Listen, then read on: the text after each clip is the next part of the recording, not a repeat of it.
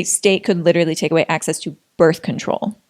And like really think that through, because those are the same states that have no abortion access to. Yeah. That's terrifying. That's a women's health issue. Like, we need to be talking about that. You're listening to The Pelvic Freak Show with your hosts, Amanda Neary and Hannah Meyer.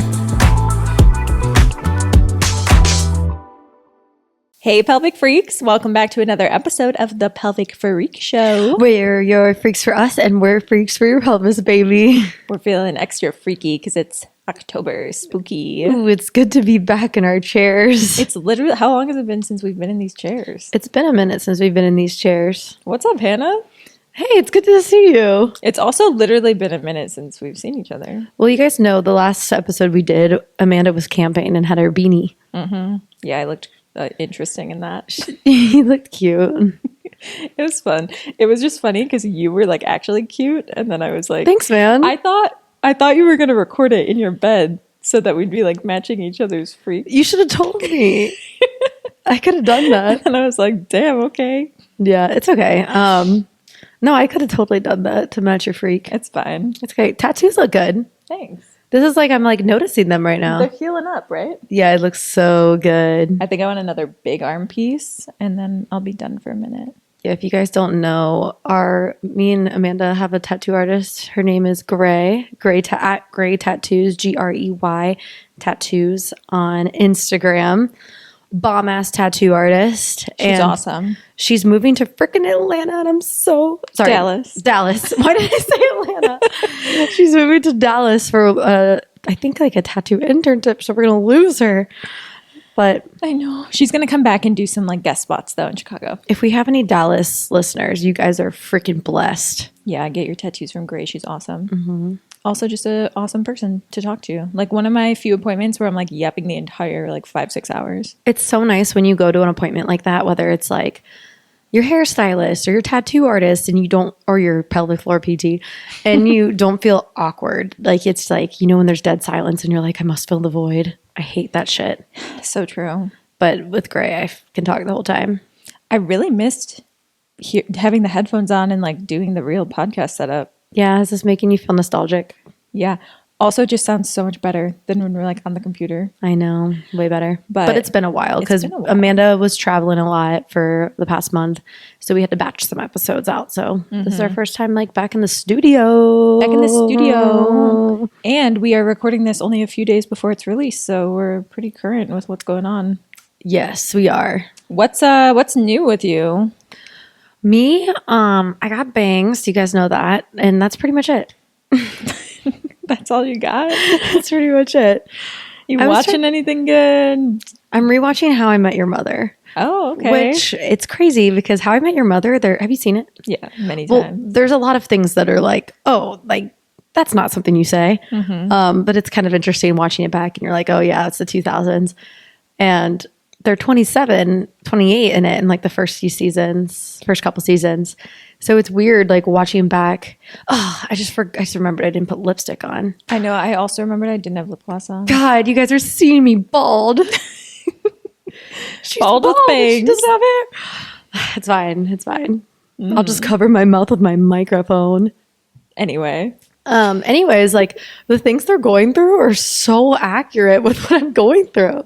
Yeah. I'm like, oh, this is very like, even though this is 2005, I can relate to all of this. Something I do, because there is a lot in that show that I'm like, yeah, that probably wouldn't have been scripted today. Nope. But I love an older sitcom that has people that are actually like in their 30s or late 20s, because I'm like so sick of watching college like freaking the one with the college girl getting married and she's choosing between the brothers, the one Summer I Turned Pretty. Yeah, like why do I want to watch a 21-year-old get married and make a terrible life decision? Like that doesn't resonate with me. Mm-hmm. I didn't even like that when I was 21. Like I want people that are like doing real life shit. I need them to do another show like Friends, How I Met Your Mother, New Girl. Mm-hmm. Like I don't think we've had a show like that since New Girl. That was like 2016-ish. I mean, we had Insecure, which is my favorite show. I've never seen that. Best show on earth. Oh. I think it's my favorite show ever. What's it? It's on HBO. It's with Issa Rae. I've never seen it. I literally have never heard of it. I'll send it to you. Okay, I'll watch it. It's so good. Amanda and I watched an episode of the new Love is Blind last night together. Guys. Me and Amanda first of all, I learned something new about Amanda last night. It says she is the worst person on earth to watch scary movies with. I don't want to scare you guys, but she literally screams at the top of her lungs, but like a deep scream, like, oh! Like it's loud. We were watching Halloween, like the original Michael Myers, when he jump scares so often, which I kind of fuck with that movie because I like a jump scare. But she scares the shit out of you. She was scaring me more than the actual movie was scaring me. And the best part is, before it started, Hannah and my roommate Lauren were both like, this isn't actually going to be scary because it's so old. Like, it can't hold up. It can't actually be scary. And I'm like, I guarantee you it's going to scare me. No, we were all kind of like, yeah, it's not going to be scary. We're going to be fine. And then the entire movie, we were like, oh. It is scary. It's scary. He's scary. He comes up out of nowhere. He's creepy. I mean, the death scenes are very, like, he's strangling her for, like, I'm like, oh, I get it. Like, he's strangling her. She's going to die. And then it's like, no, like, he's still strangling her. And they're going to make you watch it, like, for 2 minutes. She's of the strangling. And I'm like, okay, that's a lot. In today's movies, you just see the death and then it moves on. It's much quicker. Yeah. It's short form content now. Yeah, for real. And then we watched Friday the 13th too. Jason, which I was looking away from most of that, to be honest. We were Switch mode by then. We were just playing our Switches. I couldn't. Those deaths were very gruesome. It was giving like body horror, and that gives me nightmares. Like I cannot watch the Saw movies. With all those movies, it's always some people having sex. Some girl is naked and then she gets slaughtered. I remember before we started the movie, I was like, I know there's a girl named Amanda that dies in this movie. And I remembered because she like had the sex scene and then she dies. And yeah, it's always like the people that are fucking go first or something. 2009 Jason is what she's referring to. Yes, we watched the remake or the sequel or whatever. Yeah. Yeah. But anyways, that's what I learned about Amanda. Anyways, other than that, we also watched the Love is Blind. Yeah. So you guys know, you guys already know what we're going to say about it. Do they? Do you guys watch Love is Blind? They know us. So I don't watch Love is Blind anymore, but Amanda was like, you got to watch this one episode. I do watch it, and I don't know. It's like literally background TV. Like I think I watched most of this season working, and I was like working on my friend's couch in LA, and I was like, it was playing in the background. Yeah. I wasn't even like consciously watching it, but I picked up like, oh, that might be a little racist, or oh, that might be a little homophobic, and it just like kept going to the point where I was like, I actually don't like a single person on this season. Maybe for the first time. Not that I've sing praises of many of them, but like there's always someone that I'm like, I'm at least rooting for you. None. Zero on this season. Yeah. Zero. She was showing me the episode and we were like half paying attention. And I was just like, oh, like, what do you think about this girl? And she's like, oh, she's racist. I was like, oh, what about that guy? She's like, oh, homophobic. I'm like, oh, hell yeah. Like, sounds like a great watch. So the specific, Hannah and I like watched the homophobia scene together, which I showed Austin that later the night and he was like, this is insane rage bait. But you know what's wild is that online I've seen so many people post it and half the comments are like, I don't see anything wrong with this conversation. There's nothing wrong with like being scared for your kid. And I'm like, that's not what they're saying. What was the quote she said? So the conversation, if you don't watch the show, I'm going to spoil a piece of it. So skip ahead like 2 minutes if you don't want to hear this. But in the pods, Annie is talking to Nick, who they end up getting engaged. And he asks her, what would you do if your kid told you they were LGBTQ? And she like sighs and then like waits a second. She goes, I mean, I'm not going to be the first person to be like, yay, but I'll ultimately support my kid no matter what. But I would want to make sure they know what they're getting themselves into and know what they're signing up for. Or she even said like, do you know what you're getting into? Do you know what you're signing up for? That quote alone made me be like, girl. That quote alone is wild because like, oh yeah, I'm gonna join the LGBTQ forces today, Mom. Like you're joining the military. Literally. Like, do you know what you're signing up for, honey? So Mom, I think I'm ready. I'm going LGBTQ. Wish me luck. Already like very misinformed about what it means to be queer. Whatever. And then the guy in response goes, I agree 100%. Do you think, or she goes, you know what I mean? And he goes, I know exactly what you mean. Do you think it's a fad? And she goes, 100% it's a fad. Yeah. And then she was like pretending to quote her like future kid again. She goes, Mom, my friend said she's this, so I think I'm this. And I'm like, yeah, that's not how it works. So yeah, that was like, it led into this conversation of them being like, yeah, like kids are so young, like they don't know what they're doing. Like, what if she comes home and it's like, yeah, my friends are like this, so now I'm gonna be this. And it's like, oh, like what? Like literally what? I don't know. The fact that there's anyone defending that, I'm just going to tell you right now, like, that's very problematic. But, and then he goes on to tell a story about, like, I don't know. My hot take is that Nick is actually gay, because he then tells a story about how, like, his mom asked him if he was gay in high school, and he got so weird about it on the show. And he's like, yeah, like, that was crazy that she said that. And he was, like, talking himself into, like, a really, like, I don't know. I got some internalized vibes Homophobia from type him. things, stuff. Yeah. I'm not entirely sure. I know a lot of the internet is, like, suspecting that too, which I'm not. I don't care what anyone's sexuality is. But if that's coming from that place, that was, like, the vibe it gave. Yeah. Yeah, it was interesting. And like, let's say if we do go based off this example, I was like thinking through like their conversation, like, okay, if I was like a child in elementary school and my best friend's gay, and then my best friend is like dating a woman, and then I'm like, okay, I'm gonna date a woman because my best friend elementary school, I don't people don't even date My best friend's dating a woman in elementary school. Let's say I'm in middle school and then like my friends are gay, so I'm like, I'm gonna be gay because my friends are gay. Let's say I'm not actually gay. I'm not gonna like keep being gay for the fun of it like my entire life. Like if their theory is correct, like you're gonna be gay if you're gay.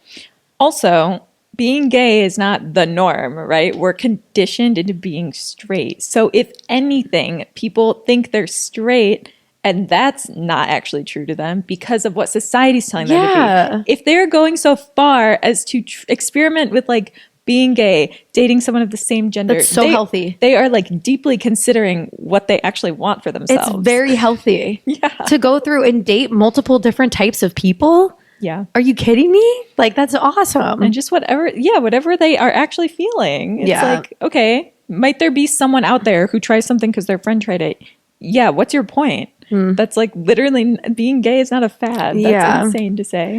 It's like they're saying like, oh, you're just doing it because you're it's like, I'm not going to just like date a man my entire life because my friends are like dating the same. You know what I mean? It's like very weird to say. Yeah. When it's really the opposite is what happens. Yeah. People end up being in hetero relationships because that's what their friends are doing and that's what they feel safe doing, even though that's not true to them. Ding, ding, ding.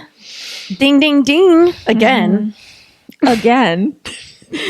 You're right on the money with that one. Right on the money.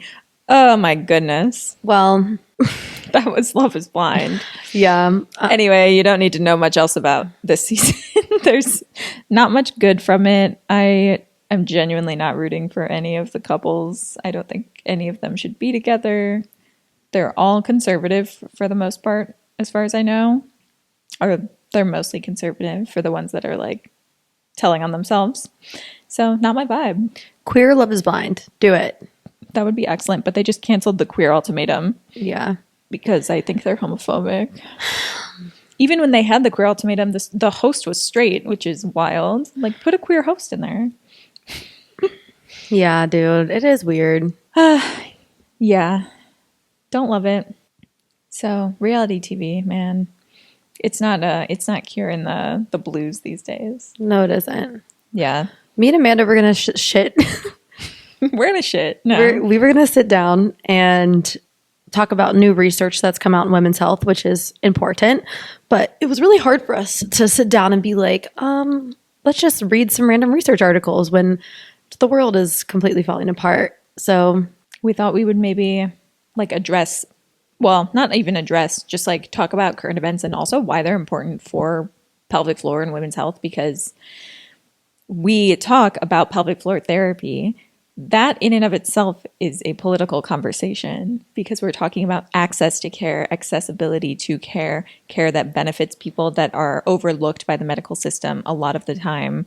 And we largely talk about women's health, but we're also a gender diverse clinic and there's gender affirming care involved in that. And then with any healthcare topic, you have different demographics that are impacted by it differently because of what's happening in society. So for us to just talk about specific conditions and whatnot on this podcast and then banter about whatever and never address anything political, for us, it doesn't feel right. It does not feel right. It's like we shared, if you guys follow us on Instagram, we shared a story on our Instagram the other day that was like, oh, like, why are you getting political? Like, we don't want that content, like, blah, blah, blah. Like, we have to share that content. Like, if we aren't being ourselves, if we aren't sharing this content, we're hiding a part of ourselves and our beliefs. And we need to. Yeah. And we know the freaks want that. Yeah. And also there's this, like, social media is the most discouraging I've seen it in a while right now. And everyone is reaching this point of like, it was like bad right when Trump got elected again, with like the fatigue of being on social media and seeing something new that was horrible every single day. It's been bad for a while with ongoing genocide, ongoing rise in fascism, everything. But now we have ICE in Chicago worse than they were earlier in the year. And now they're like bringing in federal forces to back them up. They're tear gassing our own police officers who aren't helping in the first place. They're doing what they were doing before tenfold now. And the city is showing up amazingly. Like Chicago is just such an amazing city for organizing. Yeah, I'm so proud to live in this city, and I'm so proud of my city. I love Chicago. It is my home. I'm from a different state, but I truly, truly, truly feel like Chicago is my home more than anything. And I hate to see my city going through the trenches like this. Yeah. It's pretty disheartening. Like even when I was on the West Coast, I was getting all the Chicago news, and it's disheartening being in another city because I feel like Chicago also, what we do really well is we show up for other cities. Like with the mayoral race, we're always we're like protesting for LA when they had ICE there. Like I remember going to an ICE protest when ICE wasn't even in Chicago at that time. They were in LA. And we're talking about that. We're advocating for like them recovering from wildfires. We're talking about New York and other major cities that are impacted. And then when I'm in other places, no one's ever talking about Chicago. And it's like, we're the third largest city in this country and we show up. We are like one of the most progressive cities in this whole country. And not being here when all of this is happening, like hit me pretty hard. Yeah. I was like, I got to go home. Yeah. Like, I think I just got to be home. Amanda texted me one night and was like, I miss you and I miss Chicago. I was like, just come home, baby. Come home. We're waiting for you. I'm going to come home. No, for real though, it is, if you're like me and like anyone in the world right now, you're scrolling through social media and I had to delete TikTok because I was just like completely doom scrolling and then it was just getting my head, and then for the rest of the night I was just like miserable and I like couldn't go to pole, I couldn't enjoy pole, like I was just like I felt so heavy. And I do the same thing on Instagram but maybe not as intense as I did on TikTok. Just needed like a brain break from social media, which is a privilege that we can do that. It's a privilege that we can literally be like, oh, I need a break from this, because there's a lot of people that cannot escape everything that's going on in the world right now. So if you're like me, it's really hard to be like, there's so much wrong going on. Like, what can one person do? Right. So I scrolled on Reels and I saw this one woman post and she's like, ways to fight fascism if you just feel completely overwhelmed. And one tip she did was just pick one topic that you care about, like one topic that you feel deeply about. You're going to volunteer for that topic, for whatever it is, like abortion, reproductive rights, anything. And you're going to volunteer, you're going to support local, support your community, get out there, stop supporting these billionaires. Like we don't want to just keep being all talk. Okay. We don't want to be all talk and then just freaking order something from Amazon because it comes in 2 days. We got to start actually showing up. Yeah. If you care that deeply about your city, like how we do about Chicago, we just have to start being better. And there's a point where I think people get fatigued because we feel like we're in so deep that like, well, I don't know, maybe this is like a level that you get to when you're like supporting local, whatever. You see someone else that like buys Starbucks or something and you're just like discouraged. Like, oh, people are still like supporting Starbucks. Like, it's nothing's ever going to change, right? People get into this mindset of like, we're past the breaking point, right? Which is maybe true, but there's nothing to indicate that like the United States as we exist may not always be what it is, right? But there's nothing to indicate that it can't come back in some form or like see some form of change. And I think this is a long-winded way for me to recommend a book. I love it, honey. Because people are feeling despair and feeling discouraged and down, I was like, I need to read something that's like a little bit hopeful about politics in general, because I read a lot of like political nonfiction, just like horrible shit that's happened to different groups of people in this country over the years. And that stuff is amazing to know. It's great to know. It's important to know. But it can also make you really discouraged when stuff like this is happening. The book that I just read that I really loved, if anyone needs to feel a little more hopeful, is Let This Radicalize You. It's by Kelly Hayes and Miriam Kaba. It's really good it's targeted at organizers and people that are like organizing in their community, but also just community care is the main thing. And since like this second round of Trump getting elected, that's really where I've shifted my focus, and it's helped me a lot with like political fatigue and burnout, because really like what the government wants is to make you feel fatigued so that you don't do anything to fight back. But if you like actually have good community care, that's where all the change happens. It's all grassroots, it's in communities, it's people helping each other. And like you said, just like picking your cause, finding your group of people with that and doing it together. And then, I mean, I don't know, I feel like you and I both feel this, like when we're with groups of people in person and actually experiencing community, life is just so much better than like doom scrolling through a screen and everyone collectively being like, fuck this, fuck these people, fuck you for saying this thing wrong. You're a bad leftist. You're a bad conservatives should die. Like, it's really toxic on social media to just be in that space only and not actually interacting with people in real life. I think Sarah the Book Fairy made an Instagram reel lately, or post lately, that was like real lately, that what it's like to post anything on Instagram nowadays. And it's like the comments, and it's just like, oh, the one that was like, I love soup. And it's like, well, you didn't consider that I can't have soup. And like, there's just automatically people like fighting you. Yeah, that was hilarious. Anytime you share any kind of opinion, you're going to get fucking slaughtered. If you share any kind of political opinion, you're going to get fucking more slaughtered. You're going to get Jasoned out here. Mm-hmm. And that's where like, it's still important to share your opinion. I think you and I had talked about this earlier in the year. Sharing opinions for me has to come from a place of like my values, and I have to be so aligned with it where like I know someone's going to say something about it, but you don't care because you feel so strongly about it. I don't listen. I'm open to feedback on things always, or like discussion if there's like something new to learn. That's different than someone being like, you're terrible for XYZ. Like if I know what I care about and what is important to me, like that person commenting, bot or not, is not going to impact my mental health. But it gets you every once in a while anyway.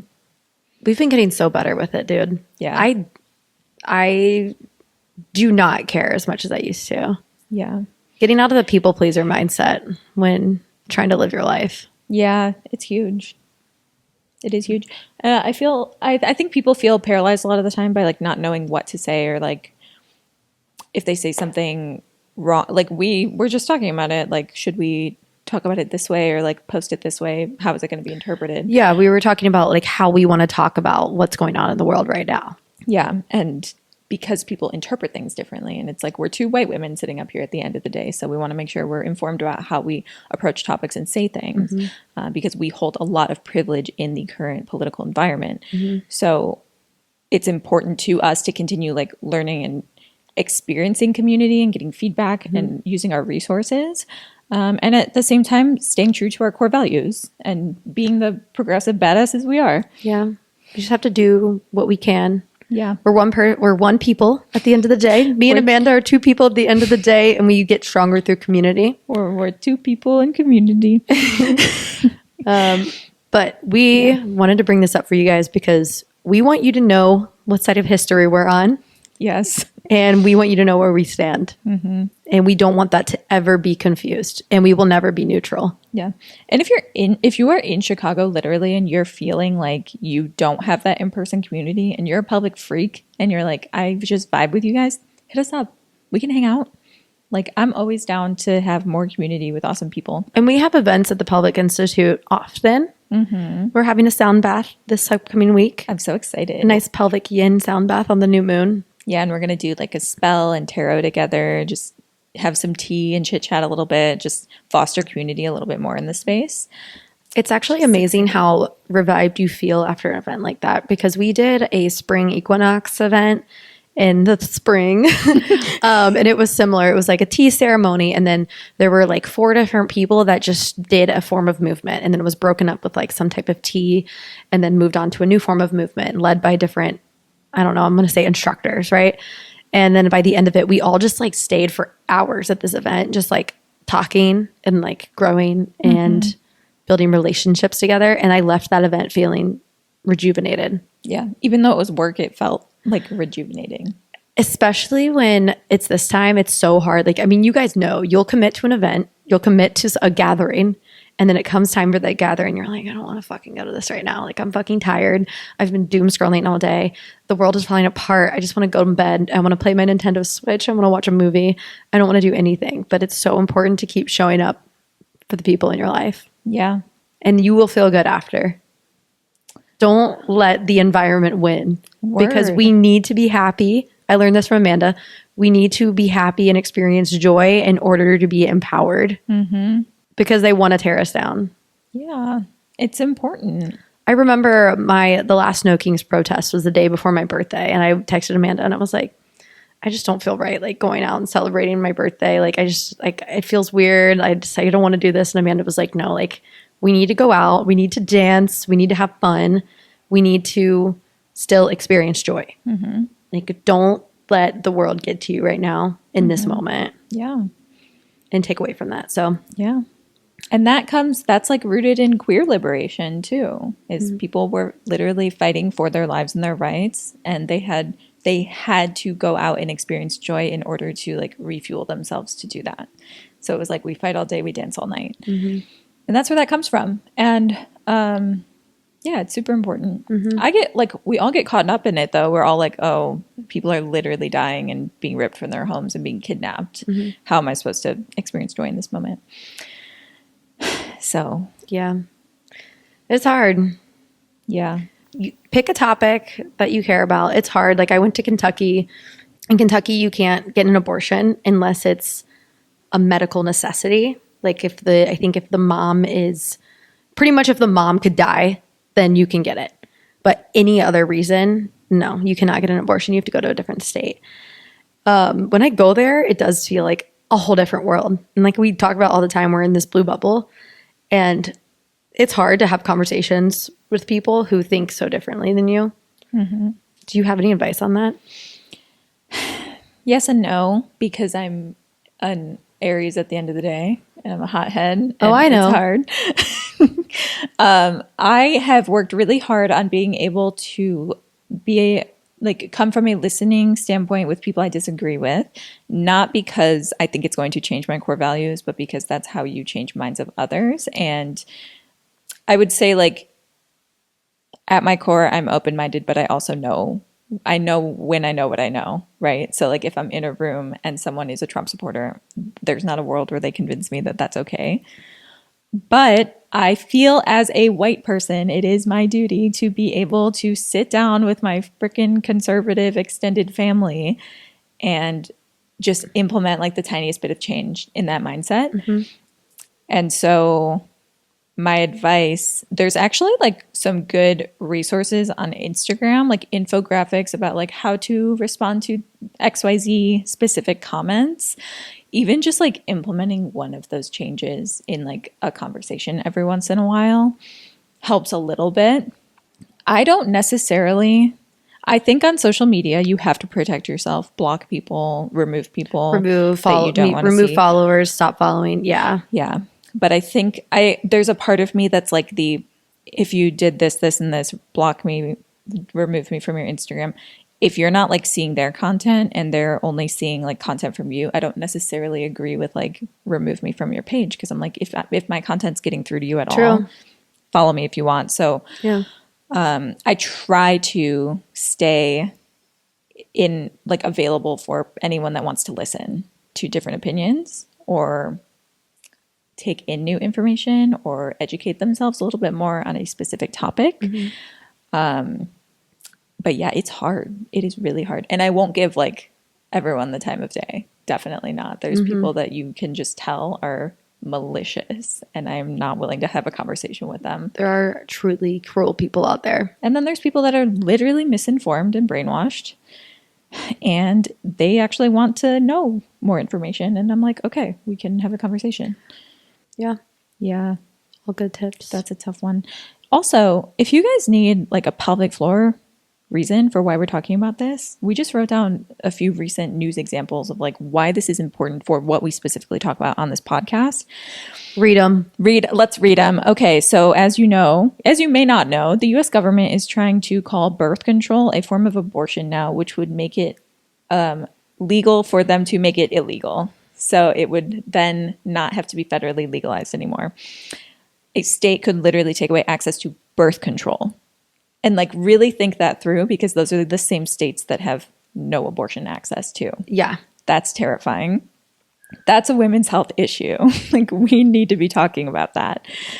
Women's pain still isn't being taken seriously. On average, it takes 6 providers over 11 years to be diagnosed with endometriosis, something we treat very often. And women aren't even the topic of most research studies because those are seen as too diverse by this government right now. Women aren't being given anesthetic for IUDs, or again, an example of their pain not being taken seriously, which we did talk about on our last episode. Like we said, we work with gender diverse individuals. Gender affirming care is constantly under threat by this administration and actively being taken away.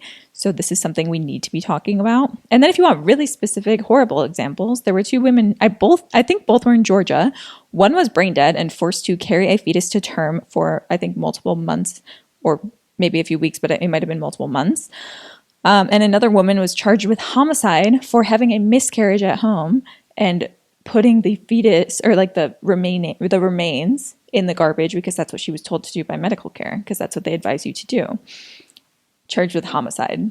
Like, in what world does any of that sound okay or normal to anyone? So if you guys are ever like, oh, don't talk about politics right now. I don't want to hear politics. I just want to hear like funny banter and laughter, which we are here to provide reprieve at times. We like having good, like we like laughing together, having fun. But this is like why we need to talk about this stuff. This is why we don't feel comfortable ever being neutral on our podcast. Absolutely. Neutral is a stance. I am very firm in that.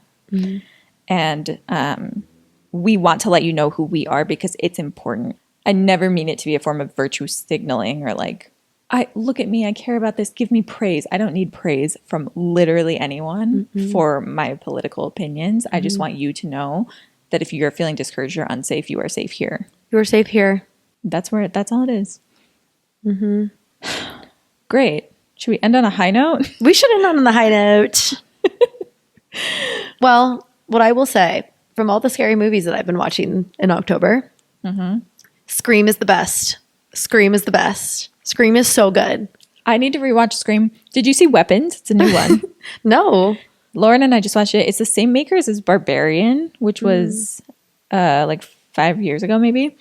It was good because I like a scary movie that like puts a nice little bow on the story, and it actually makes sense, especially with like a possession kind of movie. Okay. Because I feel like a lot of those just go off the rails at the end because there's nothing else to do. They're like, oh, we just keep possessing and then like the world explodes. Like something just happens that doesn't even make sense for the story. It was good. It was a good movie. Okay. Lauren and I watched it. I'm here for it. Guys, it's spooky season. Spooky. You're going to go on Instagram. You're going to find businesses that have been impacted by ICE. Yes. You're going to find restaurants in your community that have been impacted by ICE. You're going to go support them. Maybe you'll support them, you'll volunteer in community, and then you're going to watch a spooky movie to end the night because it's spooky season. Heck yeah. Love that. All right, public freaks.